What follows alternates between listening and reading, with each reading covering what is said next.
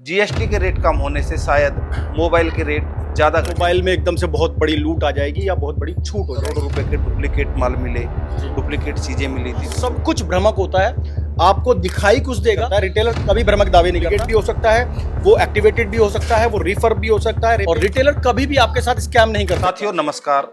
आज हम देश की उपलब्धि यानी कि भारत सरकार ने जो जीएसटी रेट कम किए हैं उसको लेकर चर्चा करेंगे। और चर्चा में हमारे साथ रहेंगे मौजूद कुलवंत शर्मा जी, जो एमरा से जुड़े हुए हैं, उत्तर प्रदेश से। मोबाइल इंडस्ट्री को लेकर सबसे पहले हम बात करेंगे, क्योंकि लोगों को वहम है कि जीएसटी के रेट कम होने से शायद मोबाइल के रेट ज़्यादा घटेंगे। तो कुलवंत जी, क्या है पूरा मामला? पहले तो आपका बहुत बहुत धन्यवाद जावेद भैया, आप आए और रिटेलरों की आवाज़ को आप उठा रहे हैं। सबसे पहले मैं अपने ग्राहकों को बताना चाहता हूं आपके माध्यम से कि ये भ्रामक खबर जो है विदेशी कंपनियों ने ऑनलाइन में बैठकर फैलाई है कि मोबाइल पे कुछ सस्ता होने जा रहा है। हाँ, एलईडी टीवी या होम अप्लाइंसेस कुछ जो हैं वो प्रोडक्ट सस्ते होने जा रहे हैं, लेकिन ऐसा बिल्कुल नहीं है कि मोबाइल में एकदम से बहुत बड़ी लूट आ जाएगी या बहुत बड़ी छूट हो जाएगी। जिस तरीके से मार्केट के अंदर ये भ्रम फैलाया जा रहा है, उसको भ्रम को तोड़ते हुए ये मुहिम अच्छी है कि आप लोग आए हैं और ग्राहकों को सीधा फायदा मिलेगा जीएसटी का। और ये 22 तारीख से आपको जीएसटी का फायदा मिलने जा रहा है। जो आपके होम अप्लाइंसेस हैं उस पर आपको सीधा फायदा मिलने जा रहा है। मोबाइल पर किस तरह का प्रभाव पड़ने वाला है? मोबाइल पर इसका कोई प्रभाव नहीं पड़ेगा। मोबाइल पर तो मतलब आप समझिए कि पूरा साल भर ही ऑफर चलते हैं। और रिटेल बाजार में मैन लाइन के अंदर तो अब हम ऑफलाइन नहीं कहते हैं, हम अपने बाजार को मैन लाइन कहते हैं, क्योंकि ऑनलाइन वालों ने एक भ्रम फैलाया था। तो हम मैन लाइन है, हम मैन लाइन की तरह इसको डील करते हैं। और मैन लाइन के अंदर बहुत बेनिफिट मिलने वाले हैं कस्टमर्स को। अपने नियर बाई स्टोर पर आप विजिट करेंगे तो आपको दिवाली के फेस्टिवल पे ऑनलाइन से अच्छी डील मिलने जा रही है। अच्छा कुलवंत जी, एक सवाल मन में आ रहा है कि जिस तरह से हम सोशल मीडिया पर देखते हैं, तमाम ऐसे प्लेटफॉर्म है, इंस्टा की बात करें या फेसबुक पर बात करें, बहुत सारे विज्ञापन आते हैं जो बहुत सस्ते रेट, यानी कि जिसकी एक व्यक्ति उम्मीद नहीं कर सकता, इतने सस्ते रेट। आखिर क्या वजह है?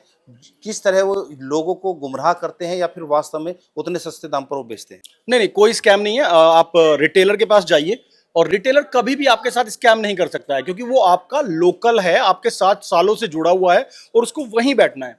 देखिए, ऑनलाइन पे तो चेहरा भी नहीं है कोई। अब मेन लाइन में आप जिस दुकानदार के पास जा रहे हैं उसके पास उसका चेहरा है, उसकी साख है, उसका बरसों की मेहनत है उस काउंटर पे, और एक दूसरे से जुड़ाव है, भरोसा। रिटेलर कभी भ्रामक दावे नहीं करता।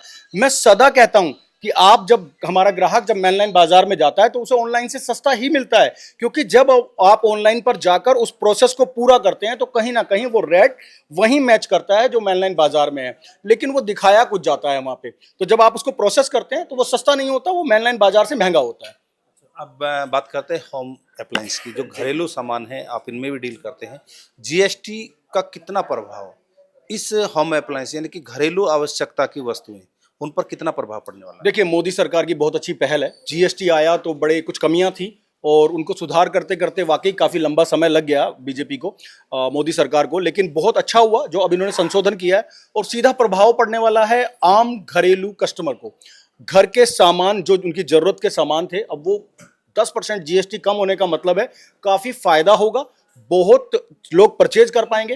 कुछ लोगों के लिए इतना बेनिफिट है कि वो कुछ चीजें नहीं खरीद पाते थे, छोटी छोटी चीजों पर भी कुछ ऐसे टैक्स थे, वो खत्म कर दिए गए हैं। और उसको खत्म करने के बाद सीधा फायदा अब आम ग्राहक को होने जा रहा है। कुलवंत जी, कुछ लोगों का कहना है कि जैसे सरकार की हम बात करें कि जीएसटी घटाई, लेकिन कुछ का कहना है कि पहले जो टैक्स थे वो टैक्स कम लगते थे, चीज़ें सस्ती थी। अचानक से जो जीएसटी लगा उसकी दर ज़्यादा थी, रेट हाइप हुए, ज़्यादा रेट बढ़े। अब उसमें से कुछ घटा देने से तो कहीं ना कहीं अभी भी लोग अपने आप को ठगा सा भी महसूस करते हैं। उस दृष्टिकोण से, जैसे पहले आयकर विभाग हुआ करता था, अब आयकर विभाग खत्म किया, जीएसटी विभाग लेकर आए, लेकिन जीएसटी के जो दाम थे उससे कहीं ना कहीं तेजी बढ़ी थी। अब कुछ घटाने से, हालांकि फौरी तौर पर अगर बात करें राहत है, लेकिन उतनी चीज़ें सस्ती नहीं जितनी होनी चाहिए थी। नहीं, ऐसा नहीं है जयवीर भैया। मैं आपको बताता हूँ, बेसिकली विपक्ष का काम शुरू से रहा है भ्रम फैलाने का। मैं ये नहीं कहता कि आज का विपक्ष भ्रम फैला रहा है, दूसरे विपक्ष भी जब होते थे तो भ्रम फैलाते थे। लेकिन हमें अपने विवेक के साथ, और देखिए ये जनरेशन पढ़ी लिखी है जिसको जेन जी कहा जाता है, ये बहुत अग्रेसिव है और बहुत पढ़ी लिखी और बहुत तेज फास्टर है। इनकी लाइफ हमारे से लगभग 50 गुना फास्ट हो गई है। जिस जनरेशन से हम आते हैं, और जेन जी बहुत समझदार हैं, हर टाइम मोबाइल पे रहते हैं, सोशल मीडिया पे रहते हैं, वो सारी चीज़ें समझते हैं। जीएसटी बेसिकली उस वैल्यू पर लगता है जो जीएसटी आप देकर आए, और अब जो जीएसटी पे आप आगे सामान बेच रहे हैं उसके बीच के गैप पर जीएसटी लगता है।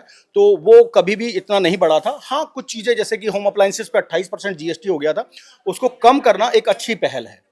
जी। अभी हम बात करें जिस तरह से, हम फिर दोबारा आपके व्यापार पर ही आते हैं, ऑनलाइन की बात करते हैं, ऑफलाइन की बात करते हैं। ऑनलाइन में बहुत सारी चीज़ें हैं वैसे, हालांकि फ्लिपकार्ट, अमेजॉन के बहुत सारे जो सूचनाएं हैं, मैं उसकी पुष्टि नहीं करूंगा, लेकिन बताया गया था कि करोड़ों रुपए के डुप्लीकेट माल मिले, डुप्लीकेट चीज़ें मिली थी। तो क्या ये ऑनलाइन चीज़ें, हालांकि बहुत सारी ऐसी सोशल साइट भी हैं जिनका कुछ पता नहीं होता, वो ठगी भी करते हैं, तो दुकानदारों को और ऑनलाइन को, ग्राहक को कहाँ पर विश्वास ज़्यादा करना चाहिए? देखिए, मेरा शुरू से कहना एक है कि आपके नज़दीक जो दुकानदार है उसको आप पर्सनली जानते हैं, उसके घर से जानते हैं, उसके व्यवहार को जानते हैं, उससे आपके संबंध हैं, दुख दर्द, लॉकडाउन हुआ, यही दुकानदार आपके काम आए। रही बात ऑनलाइन की, फ्रॉड की, 100% ये कोई भ्रामक खबर नहीं है, कोई झूठी खबर नहीं है। सरकार ने माना, जांच में पकड़े गए, जांच हुई, सीसीआई की रिपोर्ट गई, उसके बाद सब कुछ क्लियर है कि 98% डुप्लीकेट प्रोडक्ट वहां मिलते हैं। आप ऑनलाइन, अगर मैं मोबाइल के बिजनेस से ज्यादा हूं, मोबाइल का बिजनेस करता हूं और हमारी एसोसिएशन मोबाइल से ही है, तो मैं आपको बता देता हूं कि मोबाइल 90% एक्टिवेटेड मोबाइल आपको ऑनलाइन मिलते हैं, रिफर्ब मोबाइल मिलते हैं। हमारे पास ब्रांड के लेटर हैं जिन्होंने उनमें मेंशन किया है कि ये हमारे ऑथराइज पार्टनर हैं। इसके अलावा आप जहां से भी परचेज कर रहे हैं, वो डुप्लीकेट भी हो सकता है, वो एक्टिवेटेड भी हो सकता है, वो रिफर्ब भी हो सकता है, रिपेयर भी किया हो सकता है। तो इस चीज को जानने के लिए कस्टमर को अवेयर होना पड़ेगा। वैसे जनजी आजकल अवेयर हो रही है। आप देखिए, ऑनलाइन से घटकर अब मैन लाइन की तरफ ग्राहक शिफ्ट हो रहा है। कुलवंत जी, एक सवाल, जैसा आपने कहा कि एक्टिवेटेड सूट चीज मिल सकती है, जी मेरा अपना एक खुद का अनुभव रहा। जी एक सैमसंग कंपनी का मोबाइल फ़ोन खरीदा गया था गाजियाबाद आउटलेट से, जी लेकिन उस दुकानदार ने भी हमें एक्टिवेटेड पीस दिया था, जो हमें पता लगा था उसकी शिकायत के बाद। जी जब हमने उसको वर्कशॉप पर लेकर गए, शोरूम पर ठीक कराने के लिए किसी कारणों से, तब वहाँ पता लगा कि ये एक्टिवेट पीस शोरूम ने दिया। उसके खिलाफ कंपनी क्या कार्रवाई करती देखिए, मेरी बात समझिए। आपको जब पता चला कि एक रिटेलर, देखिए बाजार में हर तरह का व्यक्ति है। कुछ लोग अपनी छवि का ध्यान नहीं रखते हैं, कुछ लोग फ्रॉड भी करते हैं, मैं मानता हूं इस बात को, और वो लोग जल्दी ज्यादा समय तक बाजार में टिक नहीं पाते हैं। लेकिन जैसा कि आपने बताया कि आपके साथ इस तरह का हुआ, तो आपने जाके उस रिटेलर को पकड़ा होगा, उसकी कंप्लेंट की होगी और तुरंत कार्रवाई हुई होगी, और कार्रवाई होने के बाद आपको समाधान भी मिला होगा। लेकिन अगर यही चीज ऑनलाइन हो, क्योंकि देखिए एक रिटेलर वो छोटा सा है, वो एक अपनी टेरिटरी में है, उसे आप आसानी से कैप्च कर सकते हैं। लेकिन बहुत लोग तो इस चीज़ को नहीं समझ पाते। मोबाइल लाख रुपए का अगर 1 लाख का खरीदता है तो जल्दी तो खराब नहीं होगा, जी। तो लोगों को कैसे पता मैं, लगा? मैं मैं आपको वही बता रहा हूं कि जैसे ऑनलाइन प्लेटफॉर्म पूरे भारत में एक दुकान है, एक ही दुकान पूरे भारत में है, उसके लाखों कस्टमर हैं, ऑनलाइन सर्च कर रहे हैं और खरीद रहे हैं। उनके लिए कितना मुश्किल होता होगा उनको ट्रैक करना, ना कोई चेहरा, ना कोई दुकान, ना कोई एड्रेस, ना कुछ पता। सिर्फ आपको ऑनलाइन कस्टमर केयर पे मेल करो या कस्टमर केयर पे फोन करो, शिकायत चल रही है, प्रोसेस चल रहा है। आपको पता है लाखों करोड़ों केस पड़े हुए हैं। आपने देखा ना, ऑनलाइन से साबुन निकल रही है ना, कुछ टूटा हुआ सामान निकल रहा है। अब तो इवन कंपनियों ने कर दिया है, ब्रांड ने कर दिया है कि अगर आप ऑनलाइन कोई प्रोडक्ट परचेज करते हैं, वो खुला हुआ निकलता है या कोई डिफॉल्ट निकलता है, तो आप सर्विस सेंटर जाएंगे। तो जब इस तरह की स्थिति है, तो आप अपने नियर बाई, अपने रिटेलर भाई के पास जाइए ना, उसको कल को पकड़ तो सकते हैं, उसका कॉलर पकड़ के पूछ सकते हैं। मैं मानता हूं इस देश के अंदर ऐसा नहीं है कि सभी पाक साफ है, रिटेलर भी गलत है, लेकिन उन रिटेलर को मैं कहना चाहता हूं कि बाजार खराब मत कीजिए। ये बाजार भरोसे और विश्वास पर चलता है।